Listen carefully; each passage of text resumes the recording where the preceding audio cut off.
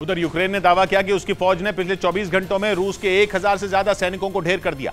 कहा जा रहा है कि खैरसॉन में बांध पर हुए हमले के बाद जेलेंस्की की फौज बुरी तरह भड़की हुई है और इस वजह से उसने यूक्रेन के उन इलाकों में हमले तेज कर दिए जहां रूस की सेना ने अपने ठिकाने बना रखे हैं। यूक्रेन के मुताबिक पिछले 24 घंटों में उसकी सेना ने रूसी फौज पर भीषण हमले बोले। यूक्रेन की सेना ने दावा किया कि इन हमलों में रूस के 1000 से ज्यादा सैनिक मारे गए, जबकि रूसी सेना के 10 टैंक और 32 बख्तरबंद गाड़ियां भी तबाह कर दी गई।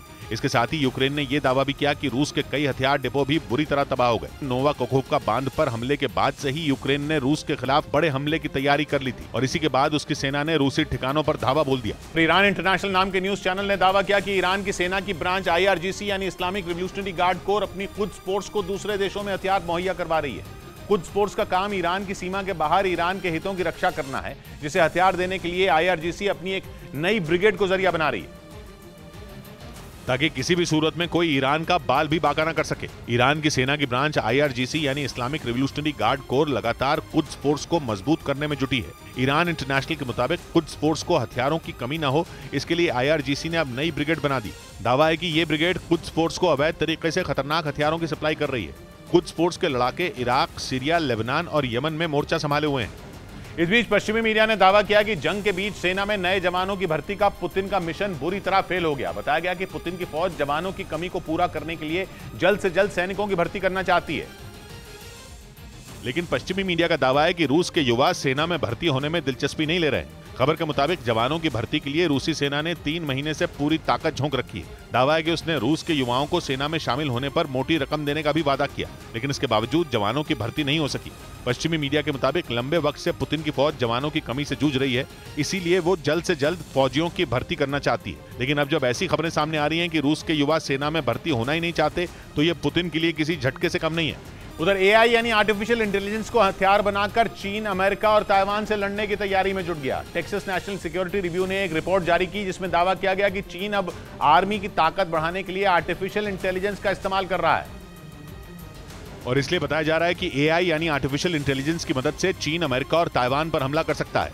टेक्सास नेशनल सिक्योरिटी रिव्यू के मुताबिक चीन अब इंटेलिजेंस वॉर करना चाहता है, जिसमें युद्ध सैनिक नहीं बल्कि AI डिवाइस से लड़ा जाएगा।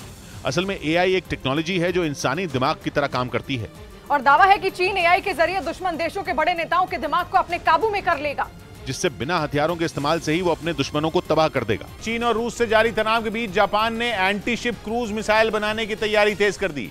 जापान इन दिनों जोर शोर से अपनी सैन्य ताकत बढ़ाने में जुटा है, क्योंकि उसे एक साथ चीन और रूस से कड़ी चुनौती मिल रही है। इसी खतरे को देखते हुए जापान ने एंटी शिप क्रूज मिसाइल बनाने की तैयारी तेज कर दी। पश्चिमी मीडिया के मुताबिक जापान की इस मिसाइल की रेंज 2000 किलोमीटर होगी। जापान को इस तरह की खतरनाक मिसाइल की जरूरत इसलिए भी है क्योंकि चीन और रूस लगातार उसके लिए बड़ा खतरा बनते जा रहे हैं, क्योंकि चीन और जापान के बीच लंबे वक्त से कुछ द्वीपों को लेकर विवाद है।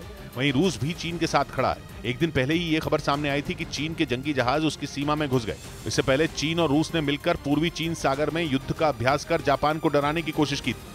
इधर दक्षिण पश्चिम चीन के उनान प्रांत में बेहिसाब बारिश के बाद आई बाढ़ ने लोगों की मुश्किलें बढ़ा दी। रिहायशी इलाकों में सैलाब आ गया। लोगों को घरों से बाहर निकालने के लिए रेस्क्यू ऑपरेशन में जुटी टीम को कड़ी मशक्कत करनी पड़ी, क्योंकि वहां लगातार हो रही बारिश के बाद बाढ़ से हालात बेकाबू हो गए। कई लोग बेघर हो गए, जबकि कई लोग बाढ़ में फंस गए।